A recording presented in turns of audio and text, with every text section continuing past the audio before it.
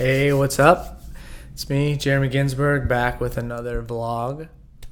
Lots of crazy stuff going on in my life, and just going to speak about that and share some lessons that I've been learning these last couple days. They've been very challenging.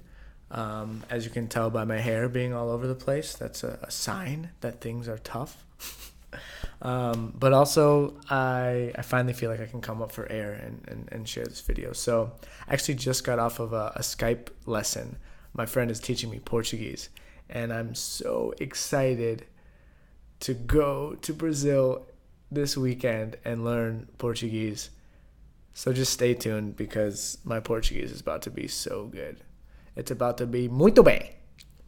Anyways, I want to talk more about some personal stuff that I've been working with. So today, I think this past 10 days, I've broken my world record of how many times I've cried. I feel like I've had moments where I've cried, maybe twice in the day, or cried once a day for 2 or 3 days straight. But this is last week. It's just been out of this world. And this evening, it was I had a cry-a-thon. It was awesome. I was just feeling so much emotion. I was like, what should I do? I did some yoga, and then I went to the sauna. And on the way to the sauna, I started crying. And I realized, oh, this is going to be one of those, ones. And I was actually talking to my buddy Jalter, and we were talking about how crying isn't something you're plan in your life. It's not all right, let's, I guess some people may. They're let's watch a sad movie. We're going to cry together. It's going to be sad. But I feel like there's this different type of crying, which is more of a release. And that's not a conscious decision, oh, I'm releasing so much fear, so much grievance, or so much sadness. From my experience, it just comes. So it was just coming through. It's almost like in the Titanic when it's oh, you start and you get a little bit water come in, and then next thing you know, it's the window breaks and there's more, and then all of a sudden it's just flood. That's what happened to me, at least. And I guess the metaphor works because it's liquid and water. So I was walking to the sauna, just started crying. I'm oh, here it goes. So I get to the sauna and I realize that the sauna's turned off. I turned it on 90 minutes prior. Seems like someone had used it and turned it off. So I'm oh, no, I can't even use the sauna and I'm about to cry, whatever. Went in, turns out it was still warm because someone had been previously using it. So I turn it back on, and then I just sit there. I'm just okay, is it coming yet? It's kind of just waiting for the waterworks to come.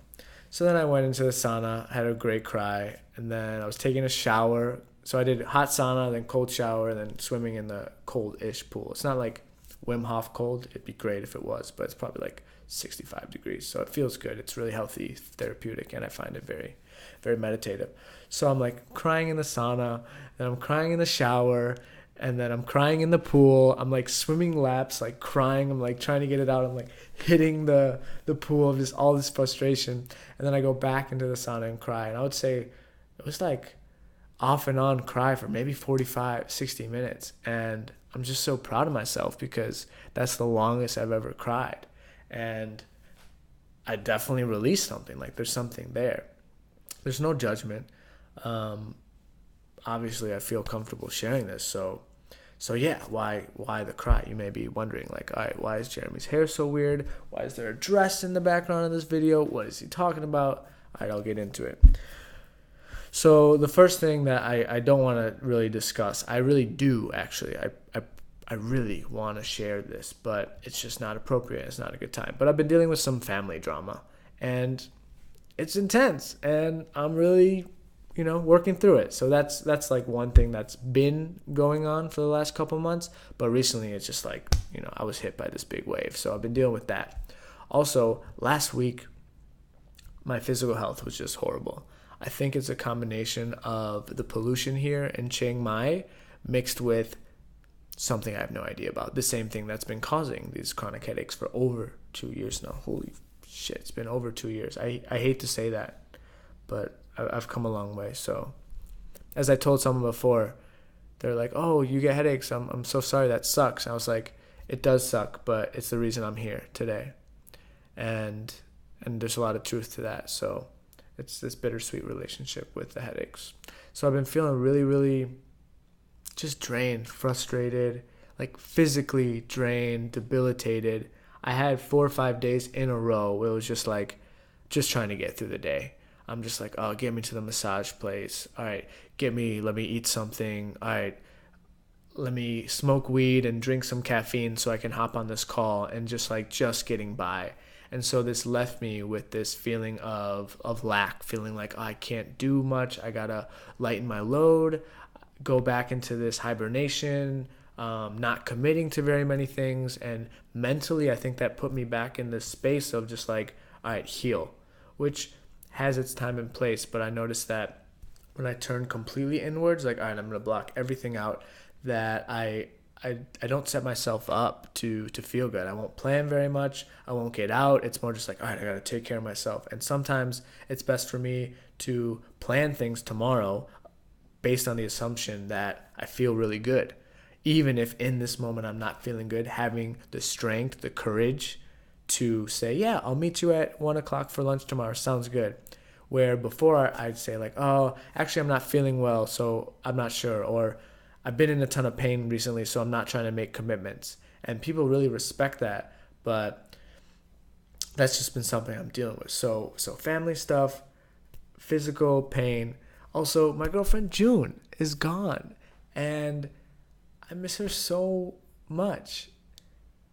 I think more than I'm willing to admit. I think having a life partner is such a beautiful gift and blessing, and I'm so deeply in love with her. And June, I know you don't watch my vlog, but I love you. And if anyone else named June is watching this, I love you too. But anyways, we spent 9 months together living in Chiang Mai. The only time we spent apart was like 2 nights max, and that was me going on a meditation retreat. So I was already in a different environment, working on myself, and I already had everything else planned, like food, transportation, etc. I was on a retreat. I didn't have to do much. So I'm just noticing this burden of work. I've been doing laundry, doing the dishes, taking out the garbage, all these things, but just so lonely. Waking up by myself, going to sleep by myself. And in the back of my head, there's this voice by a teacher named Osho. And in his book, The Mustard Seed, at one point he said, and it was transcribed, that you come into this world by yourself and you leave by yourself. You were born into this world alone and you die alone. And that's kind of stuck with me. But I feel like I have this spiritual ego that's like, I'm not attached to anything. I can learn and grow and go into my emotions. And even if I'm feeling stressed or in physical pain, I can take this. This is my initiation. I'll learn and grow from it. And I think that's fine to feel that and to have that as a part of my paradigm that I'm choosing to believe in. But there's no denying the fact that I miss my girlfriend so much, and I miss my partner, my beloved. And just realizing that not having her here makes me... See, here's why I'm careful with the language, because I want to feel like I'm enough and I'm full and I love myself and I don't need her to feel good. But the truth is, when I'm around her, I become a better person. I'm in love with her, but I'm also in love with who I am when I'm around her. And so now that she's been gone, it's been more challenging for me, because I'm having to step up into my power and become more authentic around others and my brother and my friends, which has been great. But it's also challenging because I'm noticing I don't love that version of myself as much as I love the version of myself when I'm with my partner, June. So those are 3 things that have just been like totally in this whirlwind of emotion and drama and pain. And on top of that, I've had some stress with work, which is just on the surface. But I think those are like the iceberg beneath, where the waves are crushing and penguins are swimming and whatever happens beneath an iceberg. I don't know. I've never been down there. And then up top, I just had some stress with work. So that's kind of what's been going on in my life. But I don't want this to be like me just sharing my shit onto you and feeling like you're feeling sorry for me or whatever. What I really want to do is turn this into a lesson. So what lesson wants to come through? I didn't plan on sharing a lesson. I'm just trying to make this valuable. So, okay, I'm going to talk about a lesson. Let's stick to Osho in the book The Mustard Seed. So basically, Osho, this Indian, I don't know like what lineage, but it's like a yogi, kind of like Buddhism, Hinduism, that type of philosophy. But he writes this book about the teachings of Jesus, and it's super interesting. And in one of the things that I forget if it's like Jesus' quote or his or whatever, but the point is it's talking about if your being is off, then the doing doesn't matter. And I think the quote exactly is that Jesus said that maybe didn't get it got left out in the Bible, but it was something like, it was something ridiculous like if you're a little bit off, then even if you pray you're off, even if you fast it's bad. So basically it's saying if the being is off, then the doing, you can't go right. Everything you do is going to be a sin, where the word sin actually means to miss the mark. It's not this whole thing, oh, you gotta feel sorry for yourself. The word sin comes from something that's just missing the mark. It's just, oh, do over, try again, like you sinned. It's like a little kid who's learning something new. Oh, if you sin, just get him back on the swing and go for it again. So the teaching of this is if the being is off, then all the doing, it doesn't really matter what you do. So an example I've realized from this is when I'm coming from a place of pain, when I'm feeling like, I'm so frustrated and overwhelmed and I feel physically bad, I have a headache and I have these emails to catch up with and I got to respond to this client with work and set up this coaching call or whatever, there's a part of me that's like, I'm stressed. So what do? Let's do the thing. We got to check up those boxes and then we won't be stressed. But I've realized it's not the case, because the being still is in a place of stress. So if I'm going to go accomplish those tasks and it comes from a place of stress, that's fine and I'll get those things done. But the fuel is coming from stress. It's not coming from this love. So I've noticed that even when I do those, after the fact, I'm still stressed. I've got something else. I'm like, now I feel even worse because I have a headache, or just coming from this place of lack, this place of, I've got so much on the to-do list, so much on my plate, I'm overwhelmed. Once those things are gone, then the being of myself, which is in this place of lack, of stress, is going to look for something else. I have to return my bike and sign my lease, and I didn't start packing yet in the laundry. So that was me trying to share a valuable lesson. The next thing I've realized, actually, one of my clients asked me to talk about this, so I wanted to talk about pain, because looking back, I was in a ton of pain last week, and I even wrote a post on Facebook, which took some courage and balls, but I was like, hey, I'm not feeling well, can you please send me some love? I got like 40 or 50 comments. It felt so good. It made me want to do that every day, even if I wasn't in pain. I'm just like, hey, can you guys tell me how much you love me again? Because that felt awesome. And it reminded me of all the amazing people in my life. So here's kind of the story that I tell myself when I'm in a ton of pain, and like how to move through that. I think a lot of it relates to the teaching that I just explained of if the being is off, then the doing doesn't matter. So maybe there's some pain, but if the being is, hey, I'm in resistance to this pain, and I've convinced myself that, all right, as soon as I go to the movie theater, I'll feel better. As soon as I eat chocolate, I'll feel better. As soon as I take a shower, I'll feel better. It's like convincing myself, that next thing is going to make me feel better. Usually that doesn't work. What I find to be the best is really sitting and doing nothing and being with the pain. Sitting on a chair and saying, all right, there is a headache in my body. Let's go into it. And really going into the feeling, going into the sensation. I feel like a lot of people often are afraid to go into their fears, and by doing that, they hold on to them because they're so afraid to lean into it, where if they were just to accept all right, let's do it, then you'd feel this feeling or fear, anxiety, but then after that, it'd be gone. And that's unfortunately not the case for my physical pain. But I notice when I resisted, I'm essentially running away. It's I got to do this and that, and let me do that. And it's my head hurts so much. But if I were to sit down and say, okay, notice the pain. And here, maybe I'll give an example right now, because I've got a light headache, but as you can tell, I'm feeling pretty good. But still, sometimes it's even harder when the pain is minimal, because then I can rationalize moving through it. But from my perspective, it's best to catch the pain as early as possible. So, all right, Actionable plan on how to deal with chronic pain. Here it comes. So first off is, notice it as soon as possible. You want to catch it as early as possible.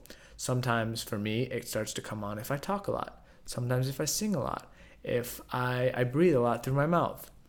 If I overeat. If I don't get enough sleep. If I'm around cigarettes or pollution for a while. So it's knowing my triggers and which situations lead to it so that I can either remove myself or just be conscious of it so I can catch it as early as possible. The next step is to just sit with it. Call it meditation, call it contemplation, observation, whatever, but just sit still and watch the mind go crazy when you're just like, oh, there's a sensation in my head. And that's it. And get rid of all the stories you've been telling yourself. Or for me, I get rid of the stories. I guess I'm giving advice so I can say you, but get rid of all the stories. It's not, oh, this sucks, another day, this is the 6th day in a row. No, like 6 days, no. All you have is this moment, just this present moment. So what's the story you're telling yourself? Last week, the story was, oh, another day, this is frustrating. Oh, my cup sees overflows, blah, blah, blah. But when I would sit down and just get a massage and relax, I'm just like, okay, breathing, and there's a sensation in my head. It's not that big of a deal. It's a sensation. So first step, catch it as early as possible. Second step, meditate and go into it. And just listen to the story. The mind's going to be like, oh no, we're in pain. We need to go something. It's like, why can't you just sit and be in pain? Third step, this has been my favorite one. So you have the sensation that you feel. And then you have this sensation of being the observer. For example, like, I think it's awareness, consciousness, something in between. But you have the focus point, okay, the pain. And the next step is to become aware of the pain. And by creating awareness, you create space. You notice, oh, there's pain. And by saying that, you disidentify yourself with the pain because there is pain. You're not saying, I am the pain. You're saying, oh, there's pain in my head. And for me right now, I'm noticing that there's this little gap. There's some energy field or space that's observing the pain right now. So it's just like, okay, I'm observing the pain. And as I do that, I notice that there's this space between the observer and the pain. And it's not like a physical space. It's, my eyes are closed, so I can't portray it, but there's this definitely space. And so the next step is to increase that space between you, which you're just the space, the observer, and the pain. The pain is taking place in your consciousness, and your awareness can become aware of the pain, but you are not the pain. I'm not my pain. I'm not my arm. I'm not my heart. I'm not my hair.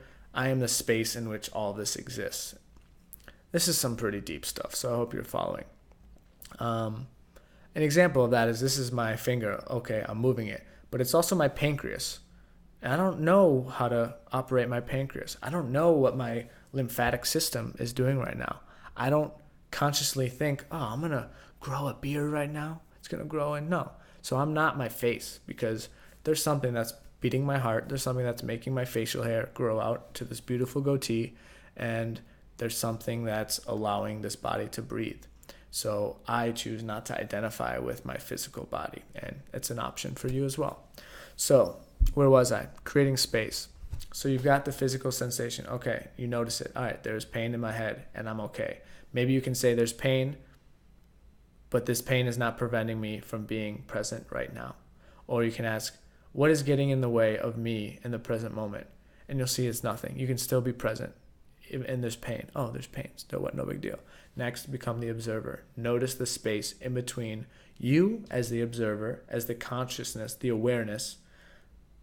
I don't know exactly the terminology, but you become aware of the pain. And next is to notice, all right, so first it's like, boom, this is the pain and this is you. You think you're the pain. Then you're like, oh, I'm this, I'm observing the pain. This is just this head and this human body, and it's a feeling and it's a sensation, and I'm not the sensation. And once I realize that, hey, it's just a sensation, and I drop the story of, oh no, I've got work to do. Oh no, I'm going to feel bad all week. Oh no, I got to get high and blah, blah, blah, blah. It's just pain and awareness, and that's it. Next, increase this awareness. So increase the space. And then as I do that, I notice that I feel so much better because I start to identify with this. I'm the awareness. I'm not this point that's feeling pain. I'm not this pain in this head. I purposely don't say my headache. Fuck, I just said it. But I purposely don't say that because I don't want to identify. It's pain that is currently manifesting here, but it's not mine. So pain and then increasing that space. And for me, it works like wonders. And as I notice, I start to identify with that space. And when I do that, the mental pain, it dies instantly. It goes away. It's like there's no more resistance. There's no more story. It's just like, wow, this is truth. It's this feeling. It's not even a thought. But then also over time, I realized that it's a great way to just become present. It relaxes my body, and the physical pain also subsists as well. So I'm really curious if you're watching this and you get any pain. It also works with mental pain. Anxiety could do the same thing. Stress, even insomnia. It's like, oh, I can't sleep. So you're rolling around, oh, I can't sleep. Well, try sit with that. I can't sleep. Could I observe it? Could I be okay with that? And look in your body. Where in my body do I feel like I can't sleep? It's probably in your head. And then you can observe the party that can't sleep and create space. So yeah, give it a shot. But definitely with anxiety, definitely with stress. If you have a stomach ache, give it a shot. I'm curious to hear how it goes. I really love vlogging. So all right, thank you so much for watching. I hope you find this helpful. I'm really curious if you do this. Let me know. I've been having these interesting inklings. It's like, as much as I hate being in pain and I despise the word chronic pain because it's been such a big part of my life these last few years, I want to stay away from it. I want to just ignore it and run away from it. But there's a part of me that feels like my duty on this planet is to help people that suffer with chronic pain. And perhaps that can be my niche someday or now as a coach. But I just feel like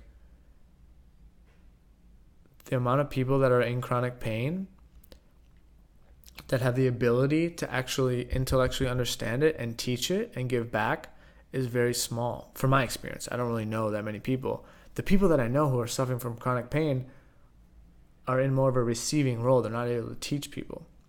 So that's just kind of one thing that I'm realizing. And as a human being, I add meaning to things in my life. And for example, last week when I'm like, oh, geez, 2 years, and I'm still debilitated, still struggling, still unsure if I can do anything tomorrow, still snoozing my alarm for the 5th time because I'm in so much pain I can't wake up.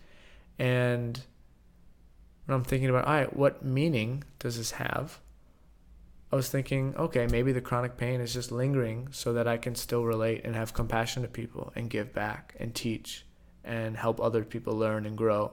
Because it's one thing if I can remember it in the past, but it's another if I can truly feel it like I did last week, like I do now, and share my experience from that authentic place of this is how I feel and this is my way of expressing how I feel in order to help others. So if you know anybody who's in chronic pain that can find value from this video, if you think this video would help them, please send it to them. I would greatly appreciate it. All right, it's getting late. It's time to go to sleep. Thank you so much for watching. Namaste. Please subscribe, and we will talk muito pronto, very soon. Vamos, falo muito pronto. We will talk very soon. I don't think I said that right, but whatever. No problem.